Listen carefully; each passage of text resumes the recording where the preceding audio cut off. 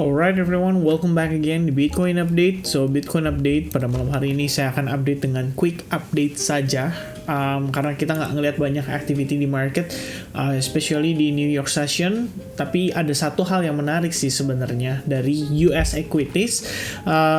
Ya kita langsung breakdown aja deh teman-teman ya. Jadi starting dari Bitcoin di time frame daily, kita kelihatannya nih ya akan ada potensi untuk bisa close di atas resistance 22.790 dolar. Jadi baru banget kemarin kita ngebahas tentang potensi closing price kalau misalkan kita berhasil di atas level tersebut, maksudnya potensi arah pergerakannya tuh setelahnya kemana. Ya cuman satu sih yang kelihatan, yaitu di 25.241 dolar. Cuman saya rasa alangkah lebih baik kalau misalnya kita ngelihat sedikit maybe sideways atau mungkin sedikit pullback ya before kita ke arah 25.000 itu, sehingga kita lebih punya fondasi yang kuat. Dalam artian ketika market bergerak dalam uptrend, kita tahu bahwa ada higher high dan higher low yang diciptakan. Nah permasalahannya adalah kita belum melihat adanya higher low, terutama di time frame daily, dan itu terus terang ya sedikit mengganggu lah kalau untuk saya ya. Dalam artian kita jadi berpikir bahwa posisi saat ini itu bisa dibilang kenaikannya tidak diiringi dengan proses koreksi yang sehat. Dan kalau misalkan hal itu tidak terjadi, in the end, ketika rejection terjadi, itu biasanya rejection terjadi dalam kondisi yang lumayan masif. Jadi kayak signifikan dropnya dan akhirnya bisa segera mengakhiri tren yang sedang berlangsung. Nah itu yang sebenarnya saya tidak begitu suka ya pada kondisi price action. But kalau misalnya memang market ready untuk create higher high terus menerus, ya why not gitu, kita bisa follow up juga. Kalau misalkan saya sih ngelihat hari ini, salah satu patokan saya adalah di Nasdaq ya. Jadi Nasdaq sendiri kita ngelihat hari ini dia naik lumayan signifikan, sekitar 2,2%. Lagi-lagi dia gain masif. Kemudian S&P 500 juga sama. Dia ada rebound dan bahkan closing hari ini tuh kelihatannya bisa close back di atas 40.000 dolar. Ini adalah area yang lumayan penting untuk S&P 500 karena kita udah berada di bawah area tersebut sejak tanggal 14 Desember 2022 dan finally bisa reclaim 4.000, indeksnya di 4.000 itu sebenarnya udah lumayan oke. Oke, jadi itu S&P 500 jadi perhatian buat saya. Nasdaq juga sama. Kalau misalnya dia bisa close seperti ini udah bagus banget. Sebab kita bisa lihat di sini ada area resistance dan finally it breaks gitu ya. Jadi udah berhasil di break. Kita udah lihat terjadi bull cross and then you see a retest di EMA 21 juga. Jadi so far bagus gitu. US equities bagus, harusnya Bitcoin ngikutin. Lebih kurangnya sih berdasarkan korelasi yang saya pelajari juga lebih kurangnya seperti itu. Jadi somehow area ini akan menjadi satu area penting kalau menurut pandangan saya, dan seandainya berhasil di break ya ini bakal menjadi sebuah indikasi yang lumayan oke gitu loh dalam tanda kutip closing daily ya, dalam tanda kutip closing daily. Kalau misalnya closing daily bisa di atas 22.900 bahkan bisa di atas 23.000 itu bakal bagus banget. Oke, so far itu yang saya pribadi perhatikan. Dan dari segi total market cap sendiri memang menunjukkan kita sudah mencapai salah satu level key resistance-nya ya. Cuman di only level yang sebelumnya memiliki reaksi lumayan keras, yaitu di sekitaran 1,02 triliun dolar. Dan takutnya sih ya kalaupun Bitcoin berhasil breakout ternyata ya di market cap-nya ya yang malah terjadi rejection. Dan kalau misalnya market cap-nya terjadi rejection, ini jatuhnya pada Bitcoin kita malah jadi kayak semacam fake out ya. Jadi kayak semacam fake out, ternyata dia balik lagi masuk ke dalam kandang. Nah itu bahasanya kayak gitu kira-kira.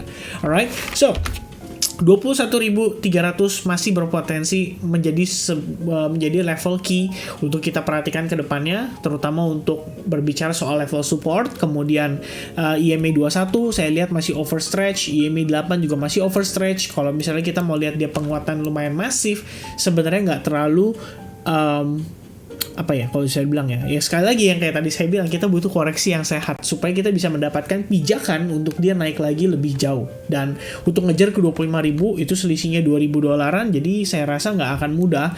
Kita perlu istilahnya menjemput lebih banyak order atau butuh likuiditas untuk menarik lebih banyak pembeli lagi dari harga yang mungkin bisa dibilang agak lebih murah. Oke, nah sekilas itu sebenarnya kalau dari time frame daily ya. Kita ya sebenarnya mungkin sebagian dari teman-teman juga pasti ada yang berharap kita ngelihat pullback dulu gitu loh. Tapi kalau misalnya fakta bahwa di time frame hourly menunjukkan bahwa struktur marketnya masih ideal, seperti yang saya share tadi pagi. Jadi kalau teman-teman mampir ke Telegram saya sempat nge-share update Bitcoin pada pagi hari ini. Mungkin supaya teman-teman punya gambaran, saya tunjukin sebentar ya. Ini yang saya update tadi pagi lebih kurangnya. Jadi yang saya perhatikan adalah pertama, teman-teman, di time frame 4 jam, kamu bisa lihat bahwa Bitcoin itu sebetulnya bertahan ya, dari salah satu level yang menurut saya lumayan penting. Dan ini di time frame 1 jam, kita ngelihat sudah terjadi breakout pada descending channel. Dan so far, keduanya berfungsi, bukan berfungsi lah, kita bisa bilang ya benar-benar bergerak sesuai dengan ekspektasi kita. Kalau teman-teman lihat di time frame 4 jam, ini saya breakdown ya.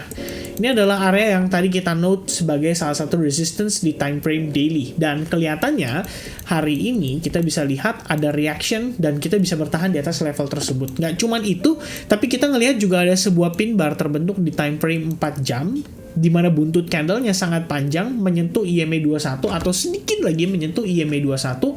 Habis itu kita dapat reaksi dan langsung mantul lumayan agresif sampai akhirnya nyentuh lagi atau memeluk lagi si EMA 8 ini yang warna merah, teman-teman ya. Jadi yang warna merah ini adalah EMA 8 dan dipeluk lagi, ditempel lagi. Jadi so far kalau ngelihat pergerakan ini, saya pikir udah cukup baik ya untuk Bitcoin bisa mempertahankan momentum buyersnya. Makanya agak unexpected ya kalau misalkan kita pengennya ngelihat ada koreksi dulu, idealnya adalah koreksi sampai ke level resistance sebelumnya. Oh ternyata enggak nih, di time frame hourly-nya kita melihat sesuatu yang cukup menarik, dan di time frame 1 jamnya bahkan kamu bisa lihat bahwa progres penurunan yang terjadi itu cenderung korektif. Oke, after dia break, kita lihat ada retest tadi sekitar jam 10 malam, ada kita lihat kepantul lagi, dia turun lagi, retest lagi ke EMA 21 dan dapat candle bullish yang lumayan masif ya pada time frame 1 jam. Di sini kita lihat ada semacam bullish engulfing setelah retest terhadap EMA 21-nya.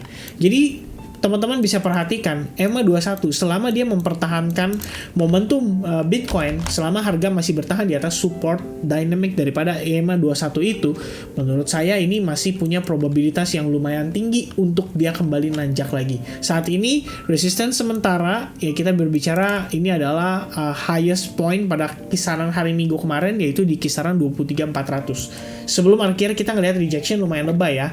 Nah berarti ibaratnya dari level itu kita perlu antisipasi nih teman-teman. Barangkali di level tersebut bisa mengaktifasi sellers lagi untuk masuk ke market dan akhirnya menekan harga untuk kembali turun. Dan mungkin in the end skenario yang tepat ternyata hanyalah sekedar sideways saja di dalam range tertentu. Lebih tepatnya di atas range resistance sebelumnya. Dan ini harusnya sih bisa menjadi sebuah indikasi yang lumayan oke ataupun positif.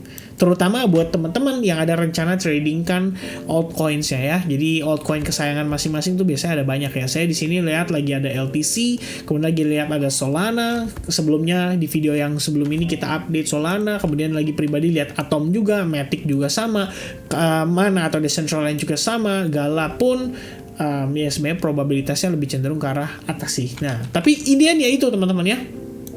Jadi saya personally pun lagi banyak mantau beberapa koin alts yang berencana untuk dimanfaatkan, tapi semua kembali lagi kan tergantung Bitcoin juga. Jadi kalau misalnya kita lihat Bitcoin punya possibility yang cukup oke, maka saya pikir akan ideal untuk kita coba manfaatkan. Alright, so itu dia teman-teman untuk update sekilas saya seputar Bitcoin. Evaluasi lagi. Kesimpulan yang pertama, selama di lower time frame kamu lihat struktur bullish masih dalam posisi yang ideal, maka kita jangan sekali-sekali istilahnya mencoba melawan arus dengan melakukan short di kondisi market yang lagi uptrend. Kemudian kedua, yang perlu dinotis adalah seandainya Bitcoin gagal mempertahankan level 22.000-an ya, lebih kurangnya sebentar saya lihat dulu teman-teman untuk make sure ya, 22.500 lah kurang lebih. Kita mungkin akan ngelihat Bitcoin untuk retest kisaran level 21.400 ya lebih kurangnya. Nah itu ya yang perlu dinotis untuk posisi pergerakan Bitcoin saat ini gitu. Jadi overall Kalau dari saya ngelihatnya ini masih cukup ideal untuk kita follow up di long position. Hopefully Bitcoin bisa maintain di atas level support ini beserta dengan para support yang lainnya ya, yaitu kita berbicara dari US equity, dari S&P 500 dan juga Nasdaq. Kalau misalnya keduanya juga di close dalam kondisi positif, kemungkinan akan mempengaruhi pergerakan dari Bitcoin juga. Dan mungkin Januari ini kita bakal close strong atau finish strong dengan close di atas level 22.500 sudah oke banget ya untuk candle bulanan loh ya teman-teman. Alright, so I think that's it everybody. Thank you very much for watching. I hope you guys enjoy informationnya dan sampai ketemu lagi di update berikutnya. God bless everyone. Cheers. Bye bye.